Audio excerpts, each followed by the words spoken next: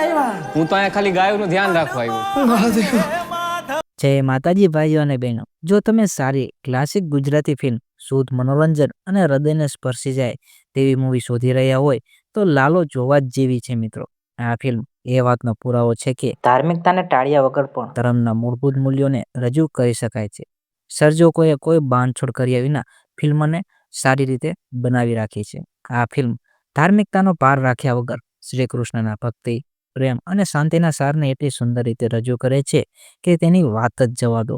ફિલ્મની સફળતા પાછળ કલાકારોનો ઉત્તમ અભિનય અને સર્જકોની શુદ્ધતા છુપાયેલી જોવા જ મળી રહી છે. નિર્મલ પંડ્યાના મુજબ કોઈ બિનજરૂરી સાઇડ સ્ટોરી, વિચિત્ર કોમેડી બતાવ્યા વગર સીધું સરસ અને સુંદર ચલચિત્ર બનાવ્યું છે. સર્જકોએ આવા શુદ્ધ સાહસ બદલ તેમને એક સલામ તો કરવું જ જોઈએ. લાલો એક ગુજરાતી ફિલ્મ ઇન્ડસ્ટ્રીનો ટોપ ક્લાસ મૂવી બની ગયું છે જેને દર્શકોના દિલ જીતી લીધા છે.